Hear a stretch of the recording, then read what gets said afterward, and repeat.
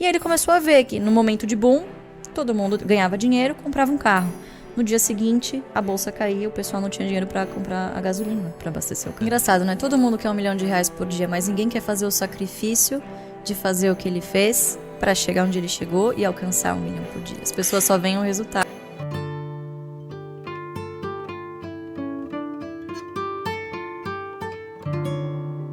Ensina a comprar boas ações de boas empresas a bons preços, que é a base sólida da teoria da carteira previdenciária. Então, lá atrás, pelo fato dele não confiar no governo, não confiar nos fundos de previdência privada, ele falou, não, eu preciso ter um futuro seguro para minha família. Começou a comprar essas ações que pagavam bons dividendos e chegou à conclusão, qual que é a conclusão do estudo? Isso aqui vai me dar uma renda, que o que vai pagar os meus boletos lá na frente não é o meu patrimônio, não é o meu carro, não é quantos apartamentos eu tenho, não é barco, não é avião.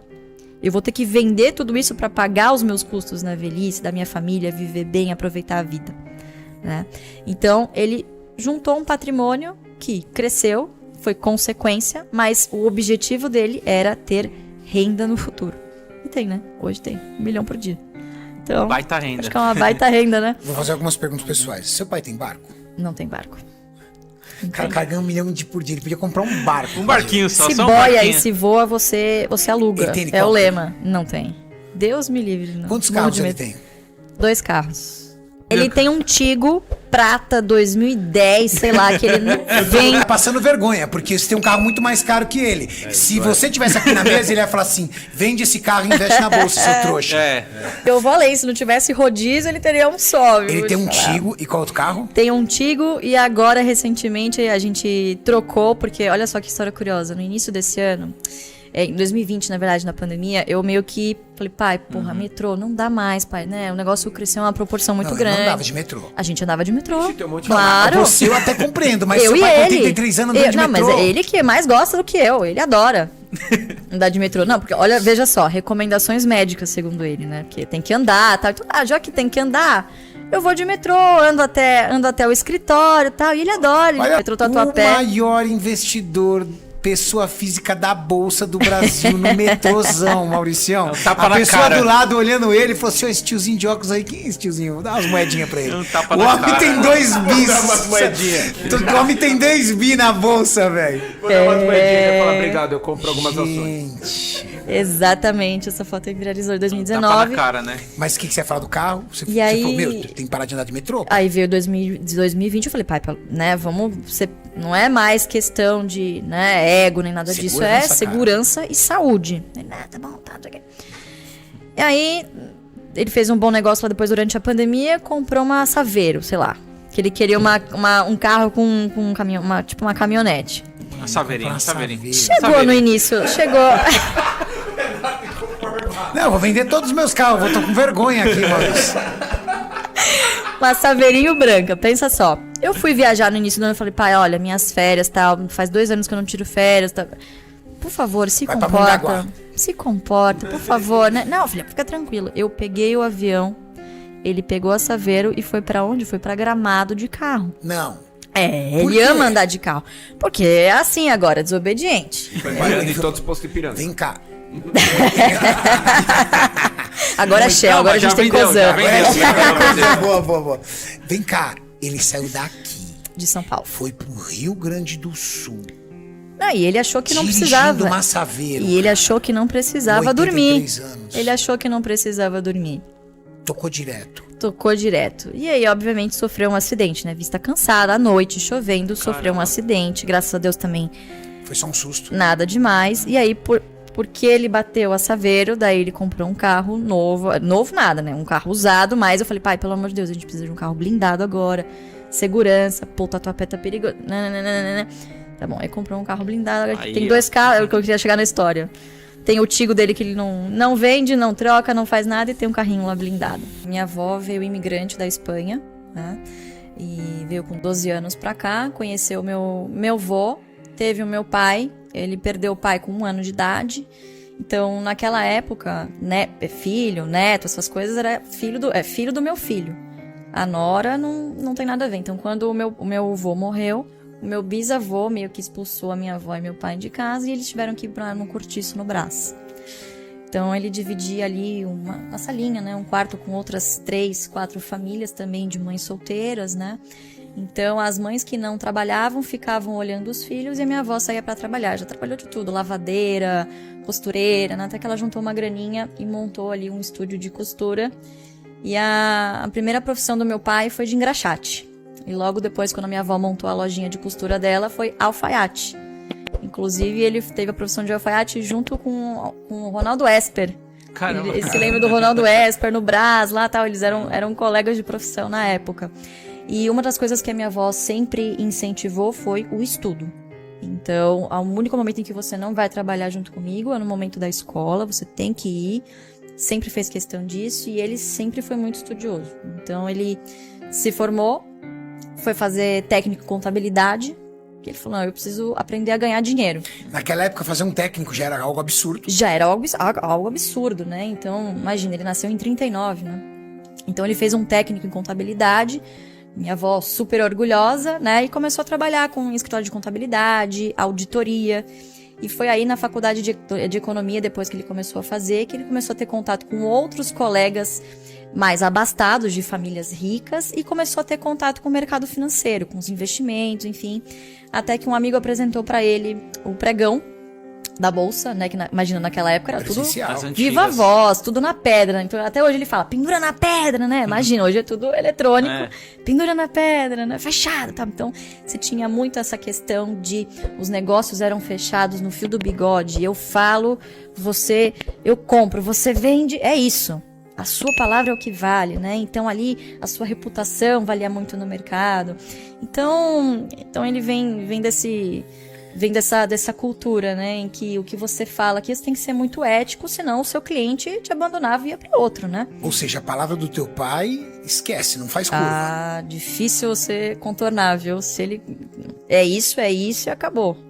Ele é uma pessoa assim. E como ele começou a investir na bolsa sozinho ali? Exatamente. Então, e aí por ele ter esse know-how em contabilidade é a linguagem dos negócios, né? Bolsa nada mais é do que empresas, são ativos reais. Então, por ele ter esse contato com auditoria, que era meio que um segundo emprego dele, ele largou o escritório de contabilidade e foi trabalhar como operador. Então ele tinha lá os clientes dele, comprava e vendia para os clientes dele e operava para ele também, com o pouquinho dinheiro que ele tinha. E uma dessas visitas que ele fez como auditor, ele começou a perceber, puxa, o Estado, né, os controladores das empresas que eu audito, sobrevivem de dividendos. Por que eu não posso fazer o mesmo, né? Porque ele via ali os colegas ao lado dele. O mercado financeiro, imagina, desde aquela época, é uma coisa sedutora. Você tem a possibilidade de ganhar muito dinheiro. Então, naquela época, as informações estavam ali, estava no pitch. Quem estava ali na bolsa era quem tinha muito dinheiro, tinha as informações. Então, você imagina, é um negócio muito tentador, ainda mais para ele que veio de baixo, que sempre teve essa gana de querer vencer, de nunca mais querer voltar a ser pobre. Foi por isso que ele foi trabalhar na bolsa, é isso que ele diz, nunca mais quero voltar a ser pobre, né? Quero dar um futuro digno para minha família. E aí ele começou a ver que no momento de boom, todo mundo ganhava dinheiro, comprava um carro.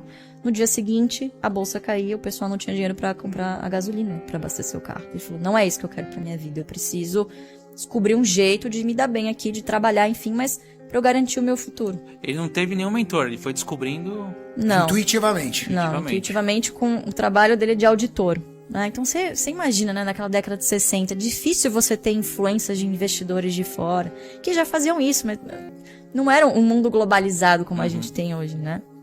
Então, acho que essa experiência dele como auditor, de ver os controladores que o contratavam ganhando dividendos, quer dizer, ele assinava o balanço e via lá os dividendos que os controladores ganhavam por ação. Pô, desgramado, tá ganhando dinheiro pra caramba. Pô, por que ao invés de eu abrir uma empresa, eu já faço isso, eu já compro participações societárias na bolsa. Eu vou me tornar ali um pequeno sócio, quanto mais ações de poucas empresas eu comprar, mais dividendo eu ganho. E é isso que ele fez. E aí ele falou, bom, eu vou colocar isso na prática, vou colocar no papel, eu preciso provar, né, que eu não tô ficando maluco. Isso aqui deve funcionar. Então ele começou a fazer para ele, para alguns clientes que acreditaram nele. E aí ele fez um estudo com uma das empresas que ele auditava, que era a CESP.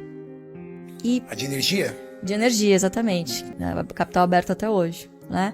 E ele foi mostrar pro RI, ele falou, fantástico, incrível, não sei o quê, por que você não publica isso?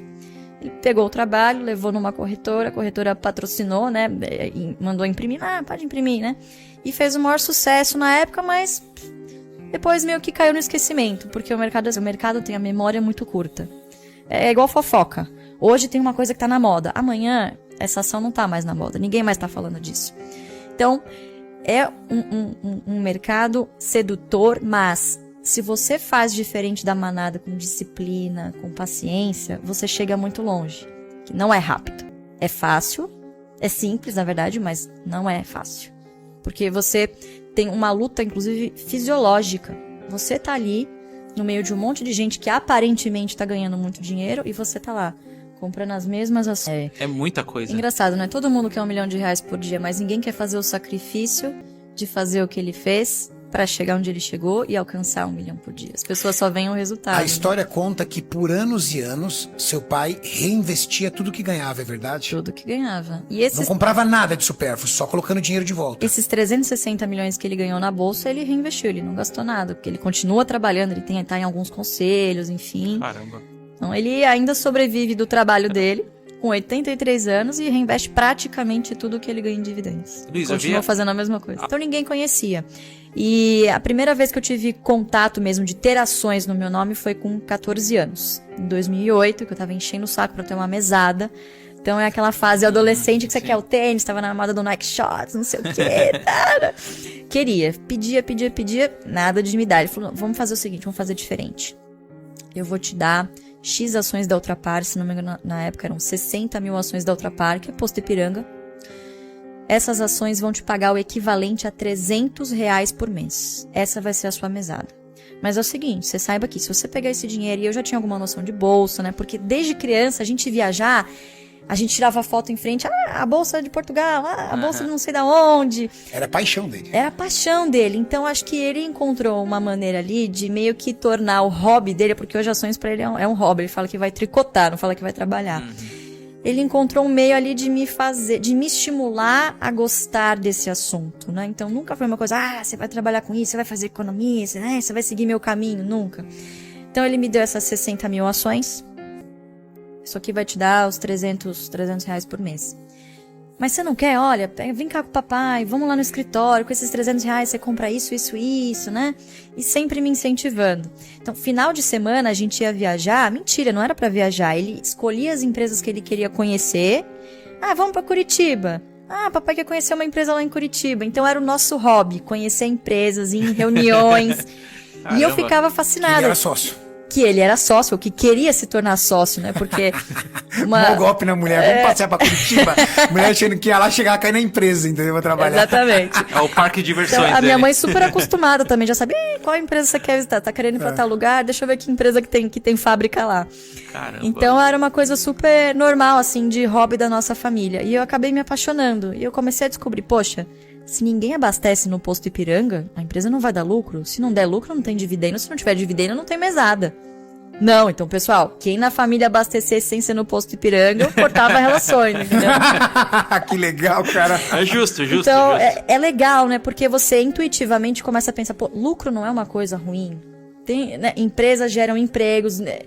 Gira a roda da economia, né? Então, eu aprendi isso desde muito, muito cedo, a cuidar financeiramente das minhas finanças. E me apaixonei e falei, cara, é isso que eu quero fazer. E aí, falei, pai, vou seguir seus passos, vou fazer economia, quero fazer contabilidade. E foi o que eu fiz.